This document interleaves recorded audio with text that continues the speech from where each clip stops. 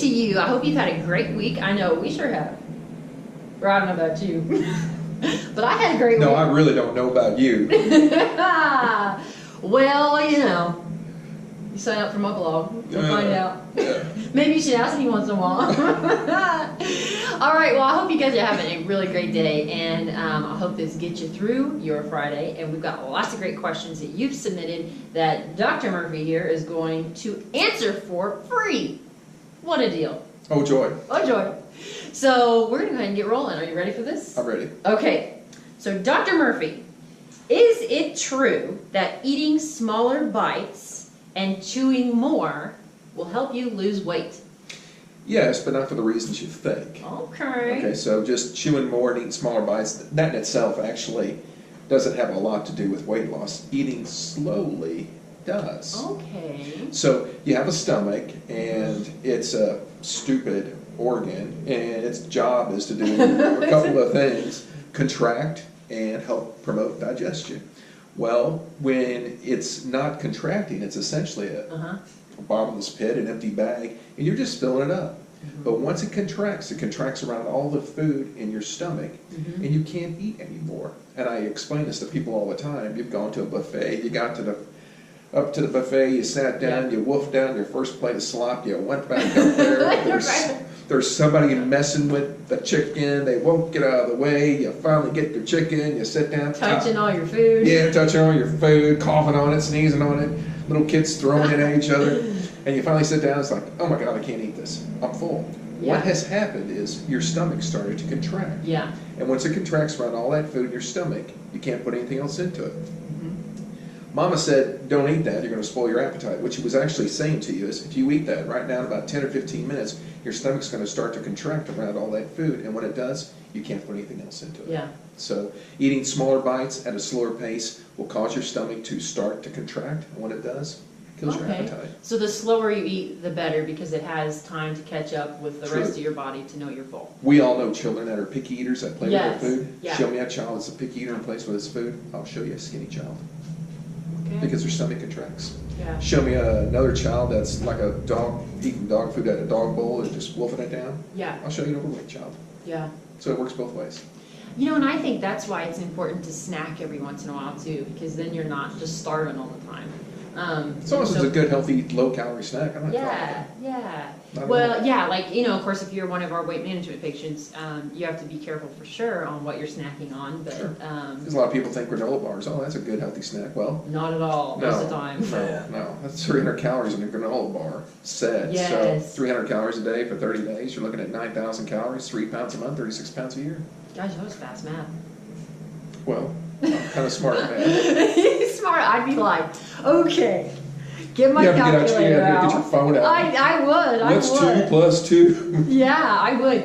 You know, it's so true. So, you know what's funny? My mind is totally wandering because all I can think about. Oh, I have no doubt. I have no doubt.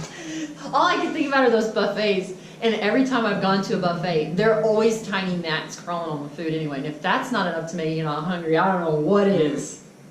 I'm not a big fan. I can't do it, but I know that some people like it. So we're not going to knock you if you do, but think about that. Well, if you go to a buffet, there's a bunch of dead people laying out on the sidewalk. Yeah, you need to leave. Oh, the chicken was bad. Yeah, okay. Yeah, bad chicken. Okay, are you ready for your next question? Yes. Okay, your next question, Dr. Murphy, is how long does a fat cell live, and how exactly does a fat cell work? All a fat cell does is store fat. How long does it live? Your whole life. Oh. So you never get rid of fat cells? No, they increase in size, shrink in size, but no, you're born with a certain amount of fat cells, and you're going to have those the rest of your life. It's interesting, a lot of women, you know, they do the liposuction, go in there, the lawn, and suck out all the fat cells. Yeah. Well, if they don't watch what they're doing, they can gain the weight back, and what happens is the other fat cells just grow around it. Yeah, they fill in the blanks. They fill in the blanks. Ooh. Yeah. And it's actually a lot more disfiguring too if they do that. Oh my gosh, yeah, that's kind of scary. Yeah, it is. So I'm not a big fan of that one. But no, the fat cells you're born with, you have them for the rest of your life. The only thing they do is get bigger, get smaller, depending on how much weight you gain or lose, and really not a lot you can do about it. Yeah, dang. Okay. Sorry.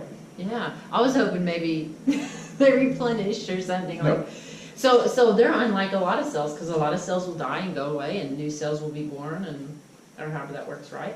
Yeah, some of it, yeah. Okay. Yeah, so. He's like, well, thanks for being nice with your response. I was ready trust for me, you to roll your trust me, eyes at me. I am biting my tongue right about now. Okay, so fat cells, you always have them. They either shrink or grow, and you don't get rid of them, and all they do is store fat. Correct. Okay. So they're, would you call them a stupid cell? Yeah. Because they're pretty basic. Yeah, but you need them to survive. Yeah. I mean, the human body can go for 28 days without eating. That's what Yeah. you're going to live on is the fat you have stored in your fat cells. Wow. Okay, cool. So, Ooh, one time we need to get, have you guys ever seen, if you've seen these, let us know. Have you ever seen those little fat, they're kind of like fat models, and they show you how much 5 pounds of fat looks like in a ball? no. Oh, they're cool. We need to get one for the clinic. Oh, great. They're these wiggly fat cell models, and they show you, they give you a real good representation of what 5 pounds looks like, 10 pounds, whatever it is. Mm. And then you can say, that's what's on your body.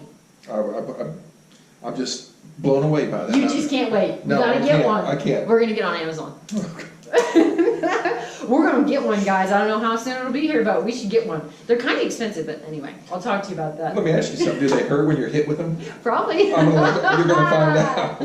Oh, he's so mean. No, that's, they probably do, yeah. So, okay, your next question, Dr. Murphy. Can a person get a water allergy? Did somebody actually submit this question? Yes. Are you making this up? No, I'm not. I know you think I make these up. How can you be allergic to water? Well, you wouldn't make it. Oh, no. I've heard of it, though. I've actually heard of it. And what happened to the person? They die? Because Probably. you're 70% water. I know. I think it's probably one of those things that came across. It was probably actually like a spam video on Facebook that I probably shouldn't have clicked. But I've seen it where they say that, like, there was like a thing about a person that had a water allergy. Yeah, you wonder where my eye roll comes from? So a person, there's no such thing, No. or there could be, but the person wouldn't live. Because there's really nothing you can do. The person would never be alive to begin with. So how can a person live if they're not going to be I alive? guess that makes sense. Okay, so water allergies, that would have been a good Mythbuster. Oh, I'm telling you, you're like queen of the hospital.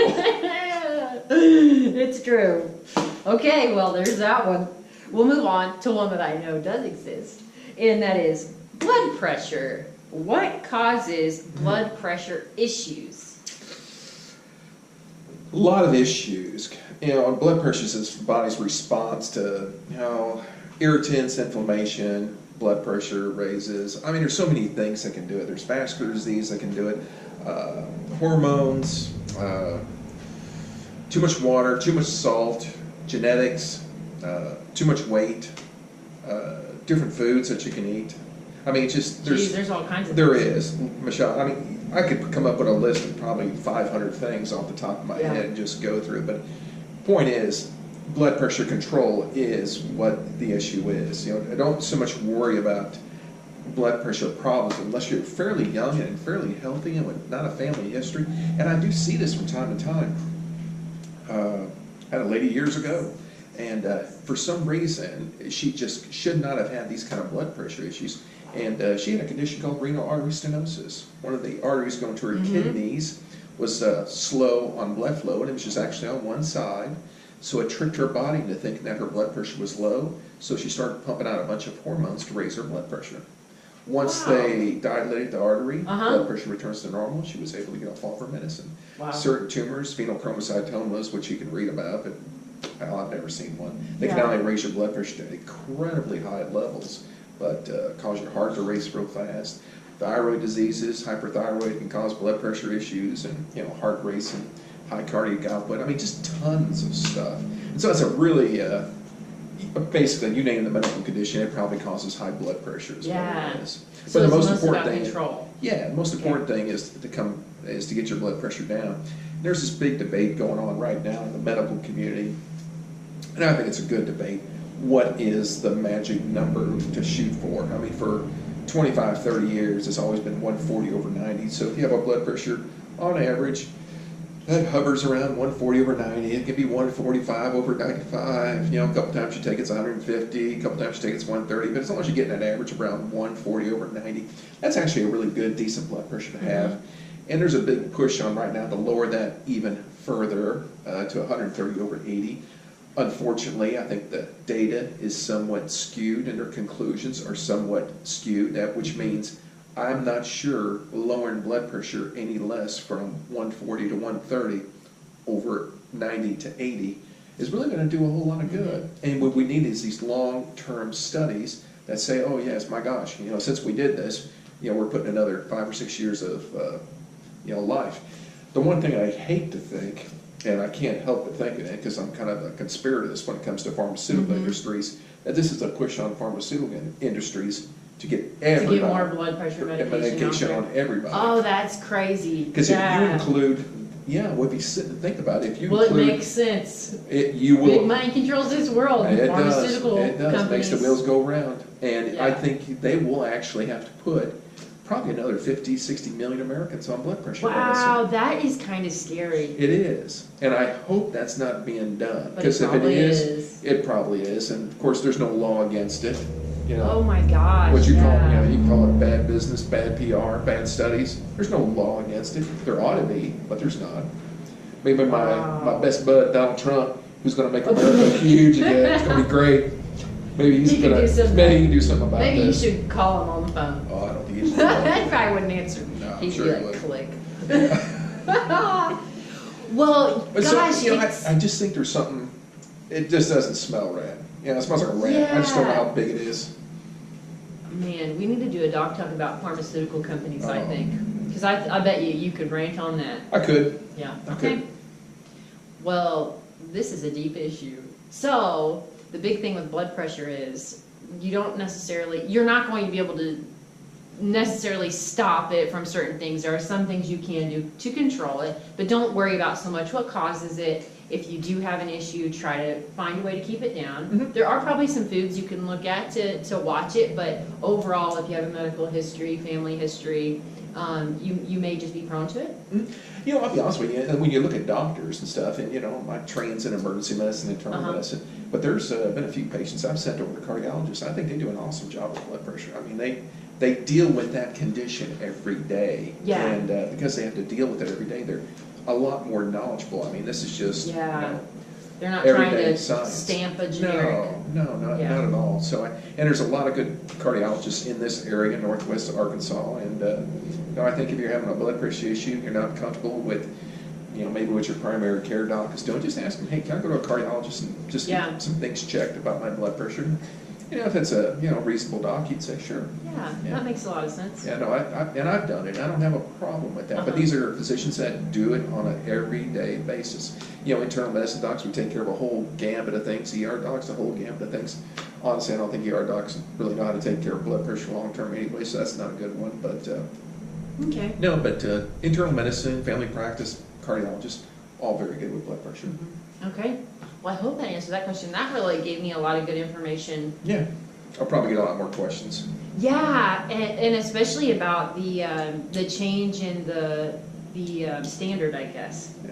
That is crazy. Yeah. All right. Well, we need to do, okay, so we're going to plan a rant about Big Pharma. Okay. So, okay, cool. Well, if you guys have questions about that, let us know, because I think there's been enough questions, I think, to this point that I think that would be a really good topic. And I think we had a lot of good questions today. Well, I guess a few. The water allergy. The water allergy, maybe not so much, but the rest of them were pretty good. I mean, what do you do if it's raining outside? You got to run for cover when you got incoming. I think so. Can never take a bath. You just smell all the time. Listen to this. Alrighty, you guys, you have a great weekend. Continue to submit your questions, and we'll see you next Friday.